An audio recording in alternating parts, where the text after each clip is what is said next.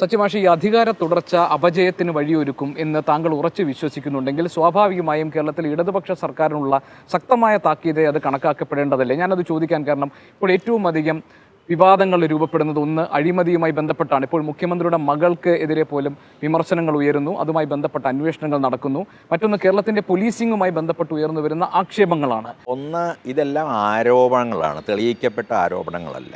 എല്ലാ കാലത്തും കമ്മ്യൂണിസ്റ്റ് പാർട്ടിക്ക് പല ഭാഗങ്ങളിൽ നിന്നുള്ള ആരോപണങ്ങളും അല്ലെങ്കിൽ ഈ തരത്തിലുള്ള അവർ കുറ്റം ചെയ്തതായിട്ടുള്ള രീതിയിലുള്ള പ്രസ്താവങ്ങളും ഒക്കെ നേരിടേണ്ടി വന്നിട്ടുണ്ട്. അതുകൊണ്ട് തെളിയിക്കപ്പെടുന്നത് വരെ ഒരു കുറ്റക്കാരനായി പറയപ്പെടുന്ന ഒരാൾ കുറ്റക്കാരനല്ല എന്ന് നമ്മുടെ ഭരണഘടന ഉൾപ്പെടെയുള്ളത് അനുശാസിക്കുന്നുണ്ട്. പക്ഷെ അതിലൊക്കെ കാര്യം, അതായത് തെളിയിക്കപ്പെടുക എന്നത് താങ്കൾ പറയുന്നത് ഇതെല്ലാം കേന്ദ്ര അന്വേഷണ സംഘങ്ങളുടെ പെർവ്യൂവിൽ വരുന്ന കാര്യങ്ങളാണ്. അവിടെ രാഷ്ട്രീയമായ ഒരു പ്രതിരോധം ഈ സർക്കാർ തീർത്തിട്ടുണ്ട്. കാരണം SFIO അന്വേഷിച്ചാലും NIA അന്വേഷിച്ചാലും അതല്ല മറ്റ് കേന്ദ്ര ED അന്വേഷിച്ചാലും ഒക്കെ ഇത് രാഷ്ട്രീയ ദുഷ്ടലാക്കോടുകൂടിയാണ് എന്നുള്ളതൊരു പ്രതിരോധം ഇവിടെ തീർത്തിട്ടുണ്ട്. അപ്പോൾ അന്വേഷണത്തിലൂടെ കണ്ടെത്തുക, അതിലൂടെ സത്യം മനസ്സിലാക്കുക എന്നതിനും പരിമിതി ഉണ്ടല്ലോ. തീർച്ചയായിട്ടും പരിമിതിയുണ്ട്. പ്രത്യേകിച്ചും വലതുപക്ഷം നമുക്കറിയാവുന്നതുപോലെ എല്ലാ മനുഷ്യാവകാശ പ്രവർത്തകരെയും ഇടതുപക്ഷത്ത് മാത്രമല്ല ആക്രമിച്ചുകൊണ്ടിരിക്കുന്ന ഒരു കാലമാണ്. എൻ്റെ അനേക സുഹൃത്തുക്കൾ ജയിലിലാണ്. ആനന്ദ് തെൽത്തുംബടെ പോലുള്ള സുഹൃത്തുക്കൾ. എൻ്റെ വിദ്യാർത്ഥിയായിരുന്ന ഹനിബാബു ജയിലിലാണ്. പല വർഷങ്ങളായി വിചാരണയില്ലാതെ അദ്ദേഹം ജയിലിൽ കിടക്കുന്നു.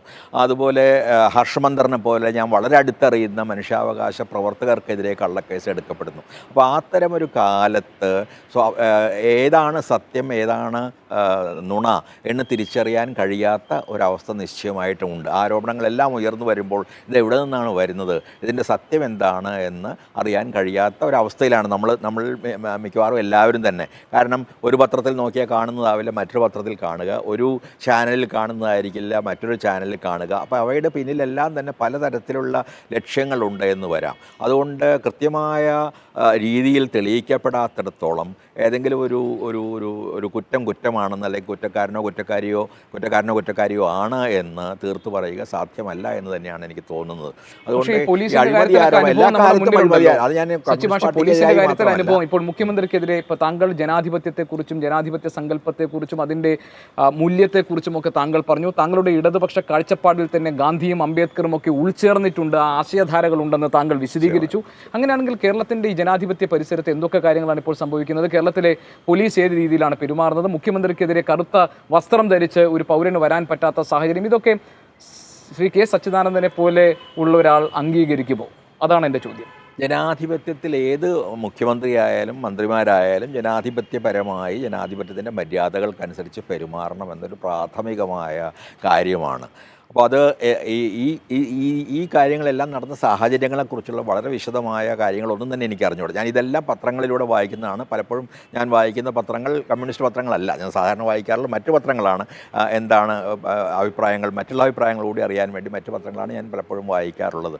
അതുകൊണ്ട് ഈ പറയുന്നതിൽ എത്രമാത്രം സത്യമുണ്ട്, അതിൻ്റെ കൃത്യമായ സാഹചര്യം എന്തായിരുന്നു എന്നൊന്നും അന്വേഷിക്കാതെ ഇതിനെക്കുറിച്ചുള്ള ഒരു ആത്യന്തികമായ അഭിപ്രായം എനിക്ക് പറയാൻ കഴിയുമെന്ന് തോന്നുന്നില്ല. ഒരു കാര്യം നിശ്ചയമായിട്ടും പറയാം, ഒരു തിരഞ്ഞെടുക്കപ്പെട്ട ജനാധിപത്യ ഗവൺമെൻറ്റിന് സ്വാഭാവികമായിട്ടും ജനങ്ങളോടുള്ള ഒരു കടപ്പാടുണ്ട്. ജനങ്ങളോട് സത്യം പറയുന്നതിനുള്ള, ജനങ്ങളോട് അവർ തങ്ങളുടെ പ്രജകളാണ് എന്ന രീതിയിലല്ല, തങ്ങളെ തിരഞ്ഞെടുത്ത പൗരന്മാരാണ് എന്ന രീതിയിൽ പെരുമാറാനുള്ള കർത്തവ്യമുണ്ട്. ആ കർത്തവ്യം എവിടെയെല്ലാം നിഷേധിക്കപ്പെടുന്നുവോ അല്ലെങ്കിൽ നടപ്പിലാക്കാതിരിക്കുന്നുവോ അവിടെയെല്ലാം ജനാധിപത്യത്തിന് മുറിപ്പെടുന്നുണ്ട് എന്നാണ് എനിക്ക് പൊതുവായിട്ട് ഇതിനെക്കുറിച്ച് പറയാൻ കഴിയുക. കാരണം ഒരു പ്രജ എന്നത് പഴയ രാജകാലത്തൊരു സംഭവമാണ്. ഇന്നത്തെ മനുഷ്യർ പൗരരാണ്, അവർക്ക് അവകാശങ്ങളുണ്ട്, കടമകൾക്കൊപ്പം തന്നെ അവകാശങ്ങളുണ്ട്. അപ്പോൾ ആ വ്യത്യാസം തിരിച്ചറിയുക എന്നത് വളരെ പ്രധാനമാണ്. ഏത് പാർട്ടിയിലുള്ള ഭരണാധികാരികൾ വന്നാലും അവരെല്ലാം സംബന്ധിച്ചിടത്തോളം വളരെ പ്രധാനമായൊരു കാര്യമാണ്. ഇവർ പൗരരാണ്, ഇവർക്ക് അവകാശങ്ങളുണ്ട്, ഇവരാണ് ഞങ്ങളെ തിരഞ്ഞെടുത്തിരിക്കുന്നത്, അതുകൊണ്ട് ഇവരോട് ഞങ്ങൾക്ക് ചില കടമകളുണ്ട് എന്ന് തിരിച്ചറിയുക വളരെ പ്രധാനമാണ്. കേരളത്തിൽ തുടർച്ചയായി 2 വട്ടം അധികാരത്തിൽ വന്ന ഇടതുപക്ഷ സർക്കാർ ജനങ്ങളോടുള്ള സമീപനത്തിൽ, ജനാധിപത്യ മര്യാദയുടെ കാര്യത്തിൽ തിരുത്തലുകൾ വരുത്തേണ്ടതുണ്ട് എന്ന് എന്തെങ്കിലും ഒരു നിർദ്ദേശം സച്ചി മാഷ്ക്ക് മുന്നോട്ട് വയ്ക്കാനുണ്ടോ? അങ്ങനെ ഒരു അഭിപ്രായം താങ്കൾക്കുണ്ടോ? ജനങ്ങളുമായുള്ള നിരന്തരമായ സംവാദങ്ങൾ നടക്കുകയും സമവായങ്ങൾ ഉണ്ടാക്കുകയും ചെയ്യുക എന്നത് ഒരു ജനാധിപത്യ ഗവൺമെൻറ്റിനെ സംബന്ധിച്ച് വളരെ പ്രധാനമാണ്.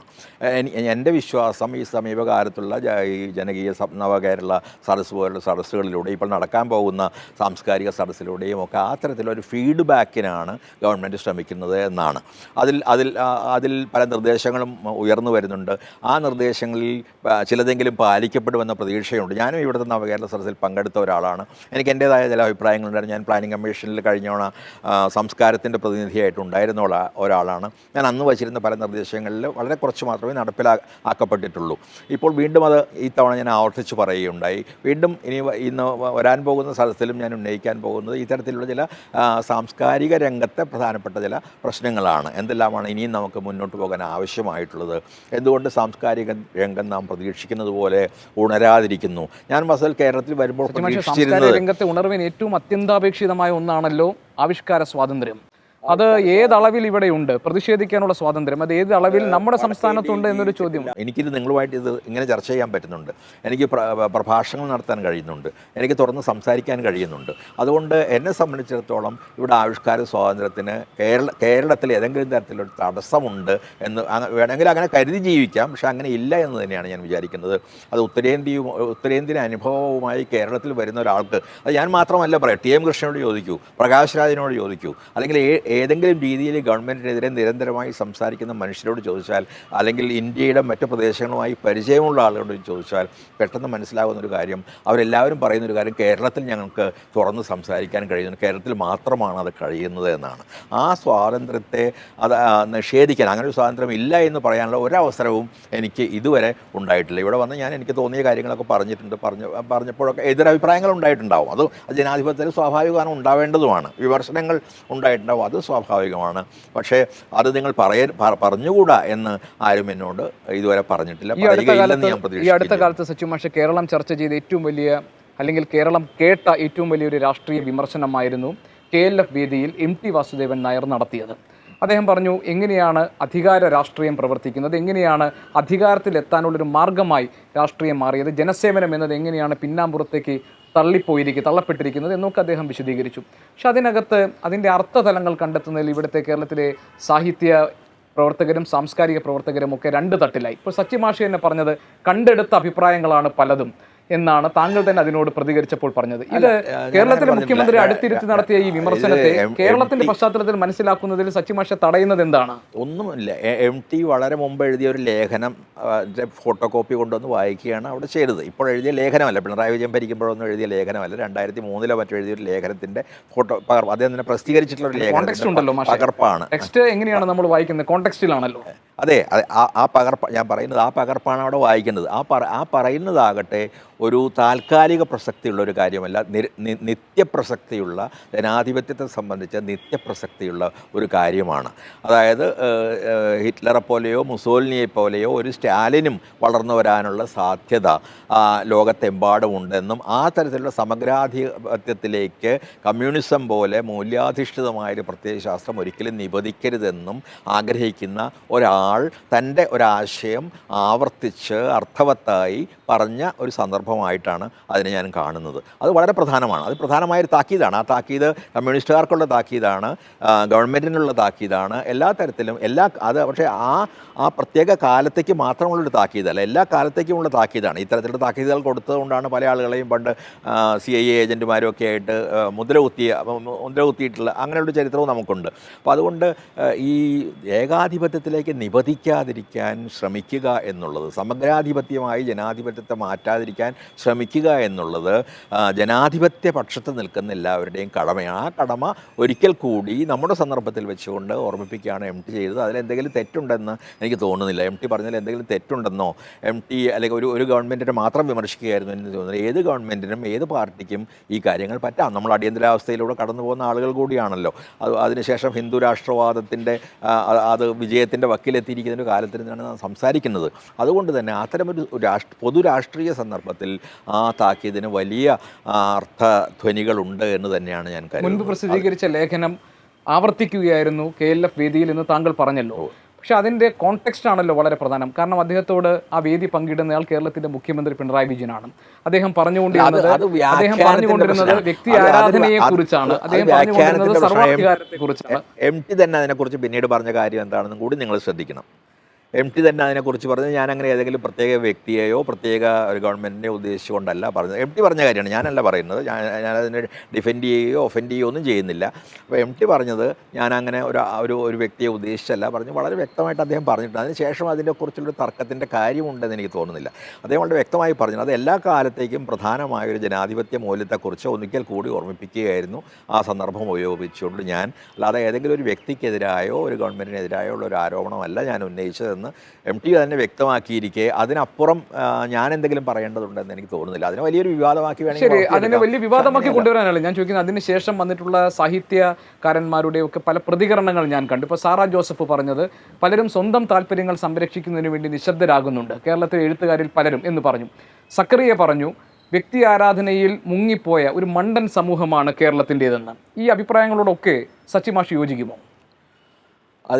അവയൊന്നും അത്തരത്തിൽ സാമാന്യവൽക്കരണങ്ങൾക്ക് ഞാൻ ഒരിക്കലും തയ്യാറാവുകയില്ല. കാരണം കേരളത്തിലെ ജനതയോട് വളരെ ബഹുമാനമുള്ള ഒരാളാണ് ഞാൻ. കേരളത്തിൻ്റെ സംസ്കാരത്തോട്, പ്രതിരോധത്തിൻ്റെ സംസ്കാരത്തോട്, നവോത്ഥാനത്തിൻ്റെ സംസ്കാരത്തോട് ഒക്കെ ബഹുമാനമുള്ള ഒരാളാണ്. അതുകൊണ്ട് കേരളത്തിലെ ജനത മുഴുവൻ വിഡ്ഢികളാണെന്നും അവർ വളരെ എളുപ്പത്തിൽ അടിമകളായി മാറുമെന്നും സമഗ്രാധിപത്യത്തിന് വഴങ്ങിക്കൊടുക്കുമെന്നും ഒന്നും വിശ്വസിക്കാനുള്ള വിഡ്ഢിത്തം എനിക്കില്ല. നേരെ മറിച്ച് എല്ലാ കാലത്തും ഇവിടെ ചെറുത്തുനിൽപ്പുണ്ടായിട്ടുണ്ട്, ഇവിടെ പലതരത്തിലുള്ള സമരങ്ങൾ ഉണ്ടായിട്ടുണ്ട്. അതിലൂടെയാണ് കേരളം വളർന്നു വന്നിട്ടുള്ളത്. അത് കോൺഗ്രസിൻ്റെ സ്വാതന്ത്ര്യത്തിന് വേണ്ടിയുള്ള ആദ്യകാല സമരങ്ങളായാലും ശരി, സോഷ്യലിസ്റ്റ് പ്രസ്ഥാനങ്ങൾ നടത്തിയ സമരങ്ങളായാലും ശരി, ആ തരത്തിലുള്ള അനേക സമരങ്ങളിലൂടെ വളർന്നു വന്ന ഒരു ജനതയാണിത്. അത് പെട്ടെന്നൊരു ദിവസം വിഡ്ഢികളായി മാറുകയും ഏതെങ്കിലും തരത്തിലുള്ള വലത്തോ ഇടത്തോ ഉള്ള ഏതെങ്കിലും സമഗ്രാധിപത്യത്തിൻ്റെ ഇരകളായി മാറുകയും ചെയ്യുമെന്ന് വിശ്വസിക്കാൻ എനിക്ക് കേരള ചരിത്രം സാമാന്യം മനസ്സിലാക്കാൻ ശ്രമിച്ചിട്ടുള്ള ഒരാളെന്ന നിലയ്ക്ക് പ്രയാസമുണ്ട്. ഇപ്പോൾ സച്ചിമാഷിനെ കേരളം മനസ്സിലാക്കിയിട്ടുള്ളത് എപ്പോഴും കോൺഷ്യൻസിനോട്, അതായത് മനസാക്ഷിയോട് സത്യസന്ധത പുലർത്തുന്ന, അതിനോട് വളരെ സർഗാത്മകമായി പ്രതികരിക്കുന്ന ഒരാൾ എന്ന നിലയിലാണ്. ഏതെങ്കിലും ഒരു ഘട്ടത്തിൽ താങ്കളുടെ രാഷ്ട്രീയ ബോധമോ അല്ലെങ്കിൽ ഏതെങ്കിലും സർക്കാരിനോടുള്ള വിധേയത്വമോ അങ്ങനെ എന്തെങ്കിലും ഒരു മാനസിക വികാരം താങ്കളെ സ്വതന്ത്രമായ അഭിപ്രായ പ്രകടനത്തിൽ നിന്ന് വിലക്കിയിട്ടുണ്ടോ? പ്രത്യേകിച്ച് അധ്യക്ഷ പദവിയിൽ, ഈ സാഹിത്യ അക്കാദമിയുടെ അധ്യക്ഷ പദവിയിൽ ഇരിക്കുന്ന ഒരാളെന്ന നിലയിൽ ഞാൻ ആ ചോദ്യം കുറച്ചുകൂടി ശക്തമായി ചോദിക്കാൻ ആഗ്രഹിക്കുകയാണ്. അല്ല, അങ്ങനെയാണെങ്കിൽ ഈ പിണറായി ഗവൺമെൻറ്റിൻ്റെ എത്രാമത്തെ വർഷം എന്ന് പറഞ്ഞ് പുസ്തകത്തിൽ അച്ചടിക്കുന്നതിനെതിരായിട്ട് ഞാൻ നടപടിയെടുക്കണമെന്ന് വാദിക്കുകയില്ലായിരുന്നല്ലോ. അത് തന്നെ ഒരു വളരെ പ്രത്യക്ഷമായ തെളിവാണ്. ഗവൺമെൻറ്റിനെ സന്തോഷിപ്പിക്കുകയായിരുന്നു എൻ്റെ ലക്ഷ്യമെങ്കിൽ ഒരിക്കലും ഞാനത് ചൂണ്ടിക്കാണിക്കുക പോലുമില്ലായിരുന്നു. പക്ഷെ അത് കണ്ട ഉടനെ അത് തെറ്റാണെന്ന് എനിക്ക് തോന്നി. കാരണം അത് എഴുത്തുകാരെ അപമാനിക്കലാണ്, അത് ഈ പുസ്തകങ്ങളുടെ ഒരു ദുരുപയോഗമാണ്, ഒരു ഗവൺമെൻറ്റിൻ്റെ പ്രചാരണത്തിന് വേണ്ടിയോ പാർട്ടിയുടെ പ്രചാരണത്തിന് വേണ്ടി അത് ഉപയോഗിക്കുന്ന ദുരുപയോഗമാണ് എന്ന് ഞാൻ അന്ന് വിശ്വസിച്ചു. ഇപ്പോഴും ഞാനത് വിശ്വസിക്കുന്നു. അതെല്ലാം തന്നെ മാറ്റുന്നത് വരെ ഞാൻ അതിൻ്റെ ആ അഭിപ്രായത്തിൻ്റെ പിറകെ തന്നെ നിന്നു. അത് ഒരൊറ്റ പുസ്തകത്തിലും അതില്ലാതാകുന്നത് വരെ ആ അഭിപ്രായത്തിൻ്റെ കൂടെ ഞാൻ നിൽക്കുകയും ചെയ്തു. അത് തന്നെ തെളിവ്. അതിനുശേഷവും അപ്പോൾ അല്ലനും താഹയും അറസ്റ്റ് ചെയ്തപ്പോൾ ഉണ്ടായിട്ടുള്ള ഞാൻ പ്രതിഷേധിച്ച കൂട്ടത്തിൽ ആദ്യത്തെ ആളുകളിൽ ഒരാളായിരുന്നു. ഗ്രോവാസുവിനെ അറസ്റ്റ് ചെയ്തപ്പോൾ സമീപകാലത്ത് സ്ത്രീകൾക്ക് 50% സംവരണം വേണമെന്ന് ആവശ്യപ്പെട്ടതിന് മുന്നിൽ നിന്ന ആളാണ്. ഇതുപോലെ എനിക്ക് നീതിയാണെന്ന് തോന്നുന്ന ഏതെങ്കിലും ഗൂഢമായ രാഷ്ട്രീയ ലക്ഷ്യങ്ങളോടുകൂടിയുള്ള കാര്യങ്ങളല്ല, മനുഷ്യാവകാശവുമായി ബന്ധപ്പെട്ട കാര്യങ്ങളാണ് എന്ന് തോന്നുന്ന കാര്യങ്ങൾക്കൊപ്പം ഞാൻ മുമ്പുണ്ടായിട്ടുണ്ട്, ഇന്നും ഉണ്ടാവും. ആ കാര്യത്തിൽ പ്രസിഡന്റ് പദവി എന്നെ അതിൽ നിന്ന് വിലക്കുന്നില്ല. കാരണം എന്നെ സംബന്ധിച്ചത് വളരെ പ്രധാനപ്പെട്ട ഒരു പദവിയല്ല. ഇതിൽ വലിയ പദവികൾ ഞാൻ പദവികളിൽ ഇരുന്നിട്ടുള്ള ഒരാളാണ്. പദവിയോട് പ്രത്യേക മോഹമൊന്നും ഇല്ലാത്ത ആളാണ്. പക്ഷെ അതേസമയം ഇവിടെ ഇരുന്നുകൊണ്ട് ഞാൻ എല്ലാ കാലത്തും ഞാൻ എന്തുകൊണ്ട് കേന്ദ്ര സാഹിത്യ അക്കാദമിയുടെ സെക്രട്ടറി ആയി എന്ന ആളുകൾ എന്നോട് ചോദിച്ചിട്ടുണ്ട്. പക്ഷെ അതെല്ലാം തന്നെ ആ കാലത്തെല്ലാം തന്നെ എൻ്റെ മൂല്യങ്ങളുമായി സന്ധി ചെയ്തിട്ടില്ലെന്നല്ല, ഈ പദവികളായിട്ടല്ല ഞാൻ കാണുന്നത്. ചില പുതിയ കാര്യങ്ങൾ, ഇതുവരെ ആരും ചെയ്യാത്ത ചില കാര്യങ്ങൾ ചെയ്യാൻ കഴിയും എന്ന് കാണിക്കാനും അത് ജനങ്ങൾക്ക് അല്ലെങ്കിൽ എൻ്റെ സമയം ഇതിന് ചിലവഴിക്കേണ്ട കാര്യമില്ല. എനിക്ക് ധാരാളമായിട്ട് വീട്ടിലിരുന്ന് വായിക്കാം, എഴുതാം. ആ രീതിയിലുള്ള ഒരുപാട് എനിക്ക് വേണ്ടി മാത്രമുള്ള പ്രവർത്തനങ്ങൾ എനിക്ക് നടത്താവുന്ന ആ സമയത്തിൻ്റെ ഒരു വലിയ ഭാഗമാണ് ഞാനിപ്പോൾ ഈ നടന്ന ഫെസ്റ്റിവലിന് വേണ്ടി ഉപയോഗിച്ചത്. ഇവിടെ നടക്കുന്ന അനേകം പരിപാടികൾക്ക് വേണ്ടി ഉപയോഗിച്ചിട്ടുള്ളത്. അപ്പോൾ ആ രീതിയിൽ നോക്കുമ്പോൾ ഒരു വെല്ലുവിളിയും അവസരവും എന്ന നിലയിലാണ് ഇവയൊക്കെ ഞാൻ കണ്ടുപോന്നിട്ടുള്ളത്. ഇതുകൊണ്ട് എനിക്ക് വലിയൊരു സാമ്പത്തിക നേട്ടം ഉണ്ടാക്കുകയോ അല്ലെങ്കിൽ അതിൻ്റെ ആവശ്യവും എനിക്കില്ല. ഞാൻ എൻ്റെ വീട്ടിൽ നിന്നോ എൻ്റെ ഭാര്യ വീട്ടിൽ നിന്നോ ഒന്നും തന്നെ ഭാഗം വാങ്ങുകയോ സ്ത്രീധനം വാങ്ങുകയോ ഒന്നും ചെയ്യാതെ സ്വന്തം ജീവിതത്തിൽ സ്വന്തം കഠിനാധ്വാനം ചെയ്തുണ്ടാക്കിയ പണം കൊണ്ട് മാത്രം ജീവിക്കുന്ന ഒരു മനുഷ്യനാണ്. അതുകൊണ്ട് അതേസമയം എനിക്ക് ഈ തരത്തിൽ വേറെ ഏതെങ്കിലും തരത്തിലൊരു വരുമാനം ആരുടെയെങ്കിലും അടിമത്തം സ്വീകരിച്ചുകൊണ്ട് വരുമാനം ഉണ്ടാക്കേണ്ട ഒരു കാര്യവുമില്ല. പക്ഷേ ഇവിടെ വന്നതിൽ എനിക്ക് യാതൊരു പശ്ചാത്താപവുമില്ല. പലരും ആഗ്രഹിക്കുന്നുണ്ട്, അത് വ്യക്തമാണ് നിങ്ങളുടെ ചോദ്യങ്ങളിൽ നിന്നും. ഈ സെക്രട്ടറിയും പ്രസിഡൻറ്റുമായിട്ടുള്ളൊരു വലിയ വഴക്കുണ്ടാക്കുകയും അവസാനം പ്രസിഡന്റ് രാജിവെക്കുകയും ചെയ്യണമെന്ന് ആഗ്രഹിക്കുന്ന അനേകം ആളുകൾ എനിക്ക് തോന്നുന്നു താങ്കൾ ഉൾപ്പെടെയുള്ള ആളുകൾ അങ്ങനെ ആഗ്രഹിക്കുന്നുണ്ട് എന്ന്. പക്ഷേ ഞാനത് ചെയ്യാതിരിക്കുന്നത് ഏതെങ്കിലും പാർട്ടിയോടുള്ള വിധേയത്വം കൊണ്ടല്ല. ഞാൻ ഏറ്റെടുത്ത ഒരു കടമ അത് കഴിയുന്നത്ര നന്നായി നിർവഹിക്കണമെന്ന ആഗ്രഹം കൊണ്ടാണ്. അത് നിഷ്പക്ഷരായ കേരളത്തിലെ ഏത് എഴുത്തുകാരോടും ഏത് ജനങ്ങളോടും ചോദിച്ചാലും അത് മനസ്സിലാവുകയും ചെയ്യും. ഞാൻ വന്നിട്ട് ആദ്യം ചെയ്ത ഒരു കാര്യം ഒരു ട്രാൻസ്ജെൻഡർ സമ്മേളനം നടത്തുകയാണ്. അതിനുശേഷം ചെയ്തൊരു കാര്യം എഴുത്തുകാരുമായി നേരിട്ട് ജനങ്ങൾക്ക് സംവദിക്കാനുള്ളൊരു വേദി ഒരുക്കുക. അങ്ങനെ പല എഴുത്തുകാരും ആ പരിപാടി തുടങ്ങി. ആ പരിപാടി തുടർന്നുകൊണ്ടിരിക്കുകയാണ് ഇപ്പോഴും. ആ തരത്തിലുള്ള ഒരു പരിപാടിയുടെ ആരംഭമാണ്. അങ്ങനെ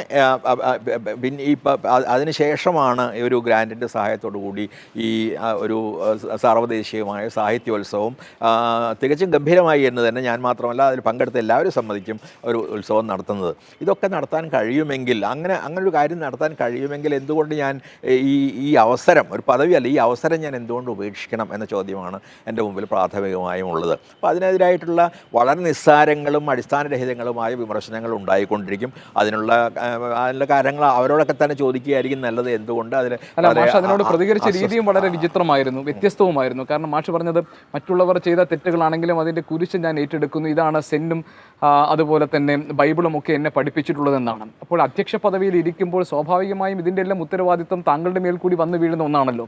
അത് സ്വയം ഏറ്റെടുക്കേണ്ട ഒരു കുരിശായി കാണേണ്ടതുണ്ടോ എന്നാണ് ജനങ്ങൾ സാധാരണ ആൾക്ക് മനസ്സിലാവാത്തൊരു കാര്യം. കാരണം അഡ്മിനിസ്ട്രേഷൻ എന്ന് പറഞ്ഞാൽ പൂർണ്ണമായും അത് സെക്രട്ടറിയുടെ ഒരു ചുമതലയാണ്.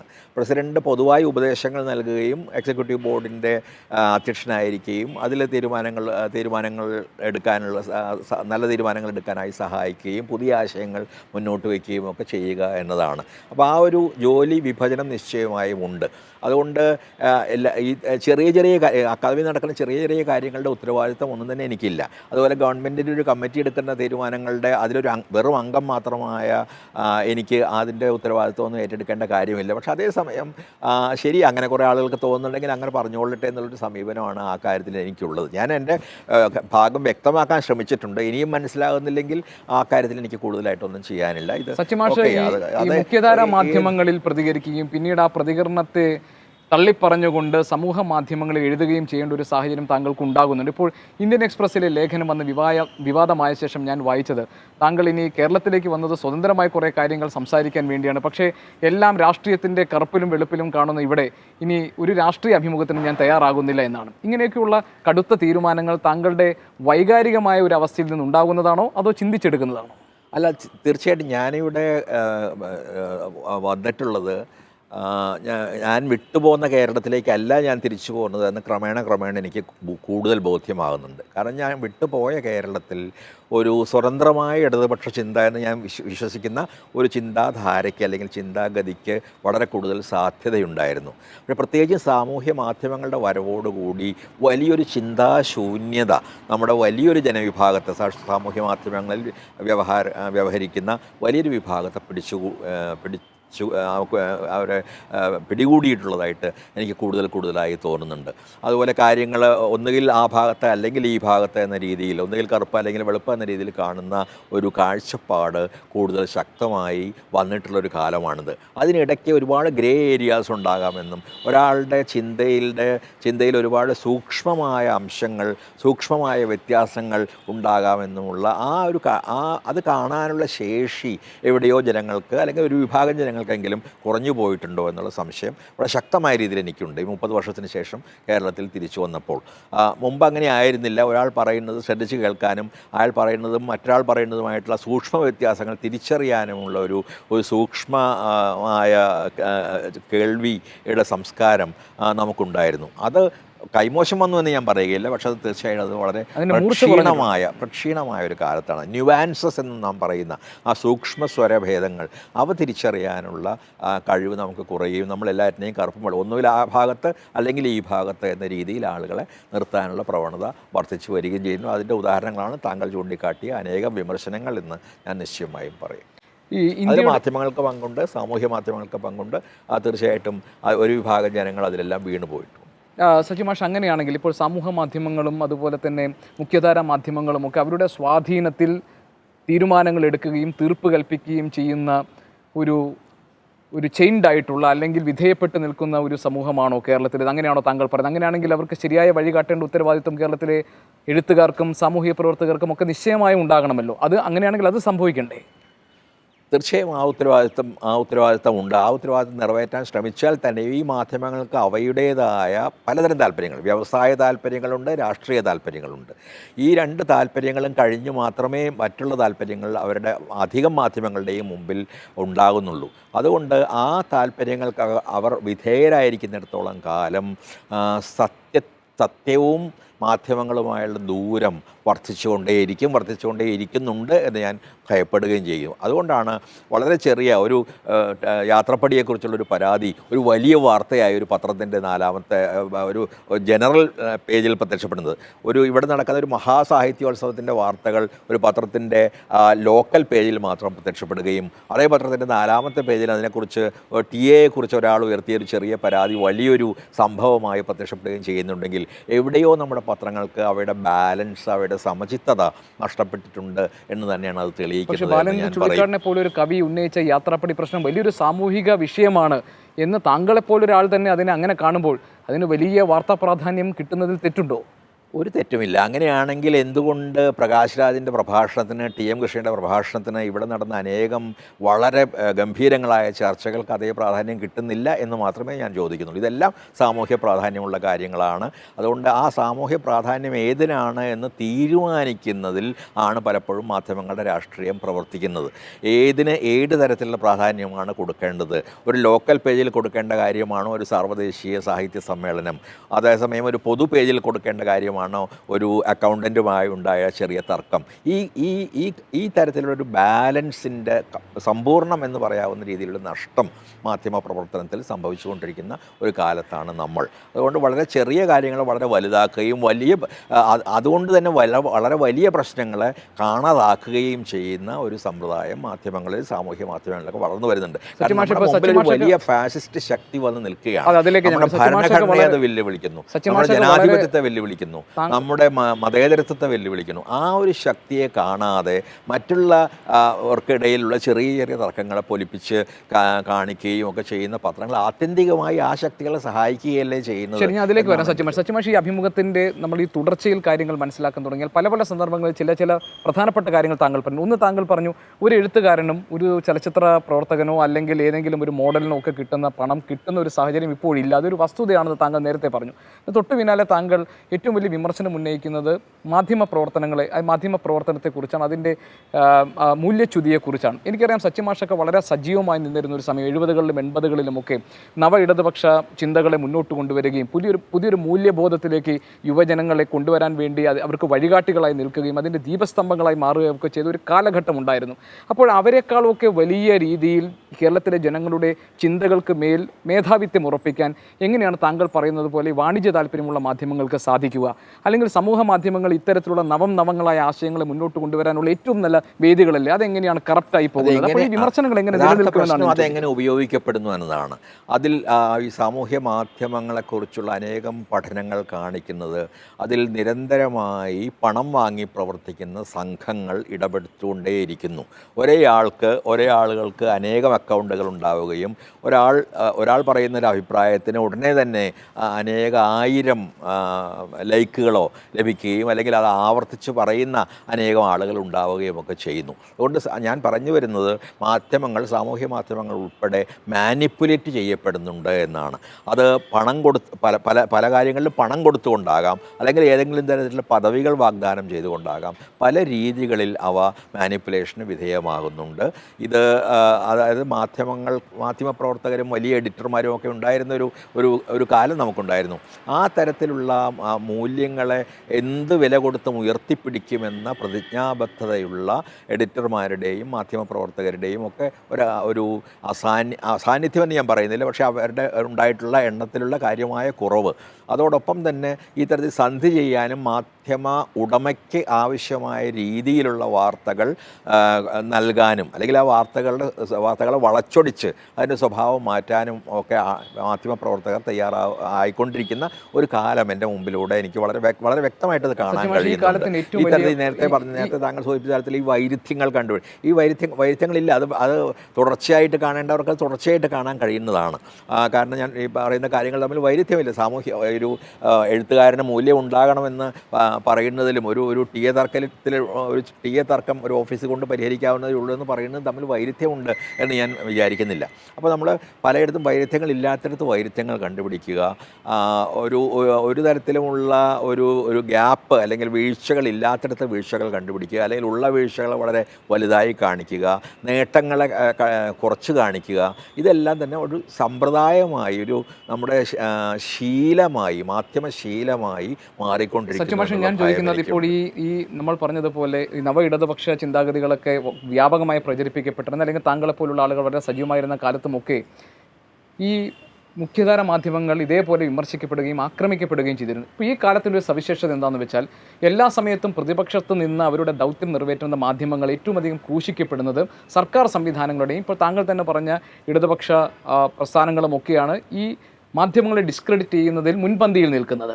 അപ്പോൾ താങ്കളെപ്പോലൊരാളും ഈ ജനാധിപത്യത്തെ നിലനിർത്താൻ ഉത്തരവാദിത്തപ്പെട്ട, അല്ലെങ്കിൽ ജനങ്ങളുമായി നിരന്തരം ആശയ സംവേദനത്തിന് തയ്യാറെടുത്ത് നിൽക്കുന്ന മാധ്യമങ്ങളെ പ്രതിക്കൂട്ടിൽ നിർത്തുന്നതിലൂടെ ഈ നമ്മുടെ ഇന്നത്തെ അവസ്ഥയ്ക്ക് കാരണമായ രാഷ്ട്രീയ നേതൃത്വത്തെ അവർക്ക് രക്ഷപ്പെടാനുള്ള ഒരു മാർഗമൊരുക്കുകയല്ലേ യഥാർത്ഥത്തിൽ ചെയ്യുന്നത്? എന്തുകൊണ്ടാണ് അവരെ പ്രതിക്കൂട്ടിൽ നിർത്താൻ മടിക്കുന്നത്?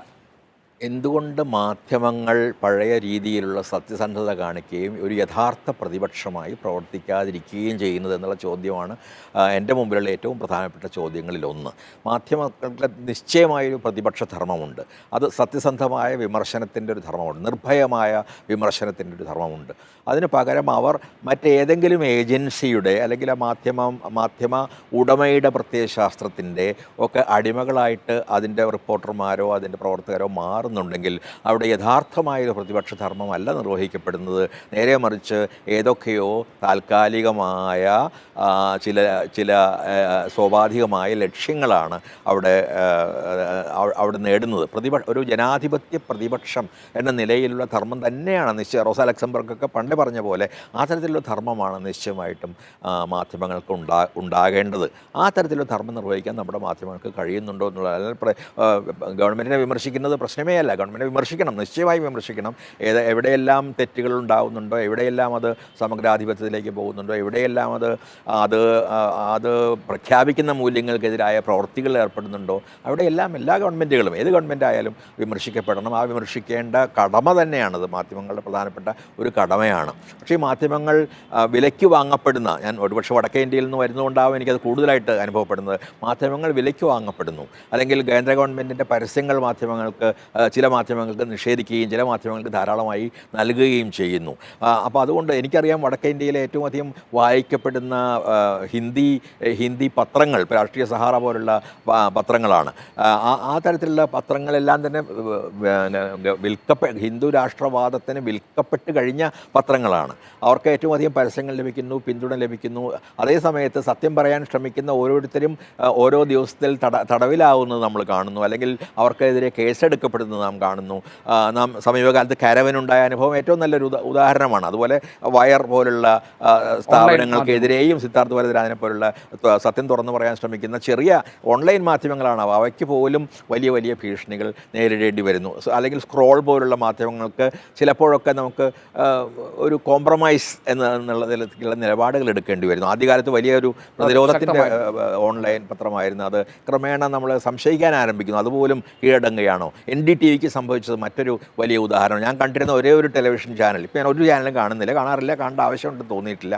അപ്പോൾ NDTV ആണ് ഞാൻ ആകെ കണ്ടിരുന്ന ഒരു ചാനൽ. പക്ഷേ പിണറായി റോയ് അതിൽ നിന്ന് പോവുകയും NDTVയും സന്ധി ചെയ്യുകയും ചെയ്തതോടെ ഞാൻ ടെലിവിഷൻ കാണുക എന്നുള്ളത് പൂർണ്ണമായിട്ട് നിർത്തി. ഞാനത് ഒരു യന്ത്രമെന്ന നിലയ്ക്ക് ചില സിനിമകൾ കാണാനായിട്ട് നെറ്റ്ഫ്ലിക്സിലും മറ്റും മാത്രമാണത് ഉപയോഗിക്കുന്നത്. വളരെ വർഷങ്ങളായിട്ട് ഉപയോഗിക്കുന്നത്, പ്രത്യേകിച്ചും NDTV കൂടി കോംപ്രമൈസ് ചെയ്ത ശേഷം. അപ്പോൾ ഇത് സംഭവിക്കുന്നുണ്ടെങ്കിൽ അതിനർത്ഥം അതിന് പിന്നിൽ വലിയ ശക്തികൾ പ്രവർത്തിക്കുന്നുണ്ട്. സാമ്പത്തിക ശക്തികൾ, രാഷ്ട്രീയ ശക്തികൾ, നമ്മുടെ ജനാധിപത്യത്തെ വിറ്റുതൊലയ്ക്കാൻ ശ്രമിക്കുന്ന ശക്തികൾ, നമ്മുടെ മതേതരത്വത്തെ വെല്ലുവിളിക്കുന്ന ശക്തികൾ, നമ്മുടെ ഭരണഘടനയെ തന്നെ ഇല്ലാതാക്കണമെന്ന് ആഗ്രഹിക്കുന്ന ശക്തികൾ അതിന് പിന്നിൽ പ്രവർത്തിക്കുന്നുണ്ട് എന്നാണ് അർത്ഥം. ആ ശക്തികളുടെ ഭാഗമായി മാറാതിരിക്കാനുള്ള ഒരു വലിയ പ്രതിരോധമാണ് മാധ്യമങ്ങളുടെ ഭാഗത്തുനിന്ന് നാം നിശ്ചയമായിട്ടും പ്രതീക്ഷിക്കേണ്ടത്. ഞാൻ കാര്യങ്ങളെ പൊതുവെ കാണാൻ ശ്രമിക്കുന്നത് എപ്പോഴും ഒരു ദേശീയ, അതെൻ്റെ ഒരു ദൗർബല്യമായിരിക്കും, അല്ലെങ്കിൽ ഞാൻ ഡൽഹിയിൽ വളരെ കാലം ഉണ്ടായിരുന്നുകൊണ്ടായിരിക്കാം, ദേശീയമായൊരു കാഴ്ചപ്പാട്. അപ്പോൾ ദേശീയമായ കാഴ്ചപ്പാടിൽ എൻ്റെ മുന്നിലുള്ള ആദ്യത്തെ ശത്രു നിശ്ചയമായിട്ടും ഇന്ന് നമ്മുടെ ഭരണഘടനയെയും ജനാധിപത്യത്തെയും തകർക്കാനും ഇന്ത്യ ഒരു ഹിന്ദു രാഷ്ട്രമാക്കാനും ശ്രമിക്കുന്ന ശക്തികൾ തന്നെയാണ്. അതാണ് അതിലേക്കാണ് മാഷം വരുന്നത്. നമ്മുടെ ദേശീയ തലത്തിൽ ഹിന്ദുത്വ ശക്തികൾ നടത്തുന്ന ഇടപെടലുകൾ, കൃത്രിമമായ ഒരു ഭൂതകാലം നമുക്കുണ്ട് എന്ന തരത്തിൽ നമ്മളെ ബോധ്യപ്പെടുത്താൻ ശ്രമിക്കുന്നു. അതോടൊപ്പം തന്നെ ചരിത്രത്തെ മാറ്റി എഴുതുന്നു. അതുപോലെ കൃത്യമായിട്ടുള്ളൊരു പോളറൈസേഷന് വേണ്ടിയുള്ള ഗ്രൗണ്ട് അവർ ഒരുക്കുന്നു എല്ലാ തരത്തിലും. അതിനോട് സന്ധി ചെയ്യുന്ന ഒരു മാനസികാവസ്ഥ കേരളത്തിൽ പ്രകടമാകുന്നുണ്ടോ? കേരളത്തിൽ അത് അത്രയധികം പ്രകടമായിട്ടുണ്ടെന്ന് പറഞ്ഞോളൂ. പക്ഷേ എനിക്ക് ബലമായ സംശയമുണ്ട് അടിത്തട്ടിലൂടെ ആ തരത്തിലുള്ള ഒരു ആശയ പ്രസാരണം നടക്കുന്നുണ്ടെന്നും സാമൂഹ്യ മാധ്യമങ്ങൾ അതിനുള്ള ഒരു പ്രധാന ഉപാധിയാകുന്നുണ്ട് എന്നും. എന്നെപ്പോലെ നിസ്സാരനായ ഒരു ആൾക്കെതിരായിട്ട് പോലും സമീപകാലത്തുണ്ടായ സാമൂഹ്യ മാധ്യമങ്ങളിലെ ആക്രമണങ്ങളും മറ്റും കാണുമ്പോൾ എത്രയോ വലിയ രീതിയിലാണ് കൂടുതൽ വലിയ സ്വാധീനമുള്ള ആളുകൾക്ക് എതിർപ്പുകൾ നേരിടേണ്ടി വരുന്നത് എന്നെനിക്ക് മനസ്സിലാക്കാൻ കഴിയുന്നുണ്ട്. അതുകൊണ്ട് കാരണം വിദ്വേഷത്തിൻ്റെ ശക്തികൾക്ക് കൂടുതൽ അനായാസമായി പ്രവർത്തിക്കാവുന്ന ഒരു അന്തരീക്ഷം കേരളത്തിൽ വളർന്നു വരുന്നുണ്ട് എന്ന പ്രബലമായ സംശയം എനിക്കുണ്ട്. ന്യൂനപക്ഷങ്ങൾക്കെതിരായ, അല്ലെങ്കിൽ തൊഴിലാളികൾക്കും കർഷകർക്കും അല്ലെങ്കിൽ സ്ത്രീകളും ട്രാൻസ്ജെൻഡേഴ്സും ഒക്കെ ഉൾപ്പെട്ട എല്ലാ തരത്തിലുമുള്ള വംശപരമായ, ആദിവാസികൾ ഉൾപ്പെട്ട വംശപരമായ ന്യൂനപക്ഷങ്ങൾക്കുമൊക്കെ എതിരായി ഒട്ടും ലജ്ജയില്ലാതെ സംസാരിക്കാൻ കഴിയുന്ന ആളുകളുടെ എണ്ണം വർദ്ധിച്ചു വരുന്നുണ്ട്. അവർക്ക് കൂടുതൽ സ്വീകാര്യത സാമൂഹ്യ മാധ്യമങ്ങളിൽ വിശേഷിച്ചും കിട്ടുന്നതായിട്ട് നാം കാണുന്നുണ്ട്. ഇത് വളരെ ഭയപ്പെടുത്തുന്ന ഒരു അവസ്ഥാവിശേഷമാണ്. ഹിന്ദു രാഷ്ട്ര നിർമ്മിതിക്ക് വേണ്ടി നടക്കുന്ന ഈ ശ്രമങ്ങൾക്കെതിരായിട്ടുള്ളൊരു രാഷ്ട്രീയ പ്രതിരോധത്തിൻ്റെ മാതൃക ദക്ഷിണേന്ത്യയിൽ നിന്ന് എവിടെ നിന്നാണ് മാഷ് പ്രതീക്ഷിക്കുന്നത്? അത് ഞാൻ പ്രതീക്ഷിക്കേണ്ടത് സ്വാഭാവികമായിട്ടും കേരളത്തിൽ നിന്ന് തന്നെയാണ് ഏറ്റവും കൂടുതലായിട്ട്. കാരണം കർണാടക സംസ്ഥാനത്തിൻ്റെ അബോധത്തിലെ യാഥാസ്ഥിതികത നന്നായിട്ട് അറിയാവുന്ന ഒരാൾ എന്ന നിലയ്ക്ക് കൂടി പറയുകയാണ്. ഒരു പക്ഷേ ആ തരത്തിൽ തമിഴ്നാടും കേരളവുമാണ് ഒരു പക്ഷേ ആ രീതിയിൽ. കാരണം തമിഴ്നാടിന് പെരിയോർ മുതലെങ്കിലുമുള്ള ആ തരത്തിലൊരു വലിയ പ്രതിരോധത്തിൻ്റെ ഒരു പാരമ്പര്യമുണ്ട്. കേരളത്തിന് മാത്രത്തിൽ നവോത്ഥാന കാലം മുതലെങ്കിലുമുള്ള പലതരത്തിലുള്ള പ്രതിരോധങ്ങളുടെ പാരമ്പര്യം. അപ്പോൾ ഈ പ്രതിരോധങ്ങളുടെ ശക്തമായ ഒരു പാരമ്പര്യമുള്ള കേരളവും തമിഴ്നാടും തന്നെയാണ് ഈ രീതിയിലൊരു ചെറുത്തുനിൽപ്പിന് മുൻകൈ എടുക്കേണ്ടത് എന്നാണ് ഞാൻ വിചാരിക്കുന്നത്. അതിനുള്ള സാധ്യതകൾ അവസാനിച്ചു എന്ന് ഞാൻ പറയുകയില്ല. എന്നാൽ ഈ വിദ്വേഷത്തിൻ്റെ ശക്തികൾ പലയിടത്തും നുഴഞ്ഞു കയറാൻ ശ്രമിക്കുകയും പല ആളുകളുടെയും വായിലൂടെ അവർ സംസാരിക്കുകയും ചെയ്യുന്നത് നാം കൂടുതലായി കണ്ടുവരുന്ന ഒരു കാലമാണ് ഇത്. അപ്പോൾ അതുകൊണ്ട് പ്രതിരോധ പ്രവർത്തനങ്ങൾ വർദ്ധിക്കണം. നമുക്ക് സാംസ്കാരിക പ്രവർത്തനങ്ങൾ വളരെ ശക്തമായ രീതിയിൽ മുന്നോട്ട് പോകണം. ഞാൻ ഇവിടെ വന്നപ്പോൾ വിചാരിച്ചിരുന്ന ഇവിടെ ധാരാളമായി തെരുവ് നാടകങ്ങളും ഒക്കെ അന്ന് 70കളിലൊക്കെ ഉണ്ടായ പോലെ അവയൊക്കെ ഉണ്ടാവുമെന്നാണ്. പക്ഷേ ഞാൻ അവയൊന്നും കാണുന്നില്ല. പലതും വളരെ ചെറിയ പ്രകടനങ്ങളിലോ ഒക്കെ ഒതുങ്ങിപ്പോകുന്നതായിട്ട് ഞാൻ കാണുന്നു. തുറന്ന് സംസാരിക്കുന്ന, തുറന്ന് ചെറുത്ത് നിൽക്കുന്ന ശക്തികൾ വളരെയധികം ഒരു ദുർബലമായി വരുന്നതായിട്ടും ഈ തരത്തിലുള്ള വെറുപ്പിൻ്റെ ശക്തികൾ ശക്തി പ്രാപിക്കുന്നതായിട്ടുമുള്ള ഒരു കാഴ്ച കേരളത്തിൽ പോലും ചിലപ്പോഴൊക്കെ കാണേണ്ടി വരുന്നുണ്ട്. എങ്കിലും എൻ്റെ പ്രത്യാശ ഇപ്പോഴും കേരളത്തിലും തമിഴ്നാട്ടിലും ആ തരത്തിലുള്ള ചെറുത്തുനിൽപ്പിൻ്റെ ഒരു സാംസ്കാരിക പാരമ്പര്യമുള്ള പ്രദേശങ്ങളിലും തന്നെ. കേരളത്തിലേക്ക് മടങ്ങി വന്നതിൽ താങ്കൾക്ക് നിരാശയുണ്ടോ? നിരാശയില്ല. കാരണം മാറിയ കേരളത്തെ എനിക്ക് കാണാൻ കഴിഞ്ഞു. ഈ കേരളത്തിലും എനിക്ക് പ്രവർത്തിക്കാനുള്ള സ്പേസ് എനിക്കുണ്ടാക്കാൻ കഴിയുമെന്നുള്ളൊരു ആത്മവിശ്വാസം നിശ്ചയമായിട്ടും എനിക്കുണ്ട്. അതുകൊണ്ട് കേരളത്തിൽ തീർച്ചയായും എനിക്ക് ആ ദേശീയ കാഴ്ചപ്പാട് നഷ്ടപ്പെടാതിരിക്കാൻ ഞാൻ വീണ്ടും എനിക്ക് കൂടുതലായിട്ട് ശ്രമിക്കേണ്ടി വരുന്നുണ്ട് കേരളത്തിലിരിക്കുമ്പോൾ. കാരണം കേരളത്തിലെ പത്രങ്ങൾ നോക്കിയാലും ചാനലുകൾ നോക്കിയാലും ഒക്കെ കിട്ടുന്ന പ്രധാനമായിട്ട് ഈ കേരളത്തിലെ ഒരു രാഷ്ട്രീയത്തിലെ ചെറിയ പോരുകളും യുദ്ധങ്ങളും ഒക്കെ തന്നെയാണ്. ദേശീയമായ കാര്യങ്ങൾക്ക് ശ്രദ്ധ കാണുന്നില്ല. നമ്മൾ വലിയ ശീർഷകങ്ങളൊക്കെ നോക്കിയാൽ തന്നെ വലിയ കാര്യങ്ങൾ ദേശീയ തലത്തിൽ സംഭവിക്കുമ്പോൾ പോലും ഇവിടെ സംഭവിക്കുന്ന ചെറിയ കാര്യങ്ങളിലാണ് നമ്മുടെ മാധ്യമങ്ങളുടെ അധിക ശ്രദ്ധ. അതുകൊണ്ട് ഞാൻ എന്നിട്ടും അതിനിടയിൽ പോലും സ്വന്തം ഒരു സ്പേസ് ഉണ്ടാക്കാനും ഇന്ത്യയെ സംബന്ധിച്ച കാര്യങ്ങൾ പറയാനും ഒക്കെയാണ് ഞാൻ എൻ്റെ പ്രഭാഷണങ്ങളിലൂടെയും ലേഖനങ്ങളിലൂടെയും ചിലപ്പോഴൊക്കെ കവിതകളിലൂടെ പോലും ശ്രമിച്ചുകൊണ്ടിരിക്കുന്നത്. ആ സ്പേസ് നിലനിർത്താനുള്ളൊരു ശ്രമം എൻ്റെ ഭാഗത്തുനിന്നുണ്ടാവും. അത് എല്ലാ എഴുത്തുകാരുടെ ഭാഗത്തുനിന്നും ഉണ്ടാകണം എന്നുള്ളൊരു അഭ്യർത്ഥനയാണ് അവസാനമായി എനിക്ക് മുന്നോട്ട് വെച്ചത്. ശരി സച്ചിൻ, പക്ഷേ ഏതായാലും സമത്വത്തിൻ്റെയും മതനിരപേക്ഷതയുടെയും അതേപോലെ തന്നെ ഭരണഘടനാ മൂല്യങ്ങൾ സംരക്ഷിക്കപ്പെടുന്നതിനും ഒക്കെ ഒരു പ്രകാശത്തിലേക്ക് നയിക്കാൻ കഴിയുന്നതാകട്ടെ താങ്കളുടെ എഴുത്തും ചിന്തയും ഇനി അങ്ങോട്ടും. വളരെയധികം നന്ദി. Thank you very much.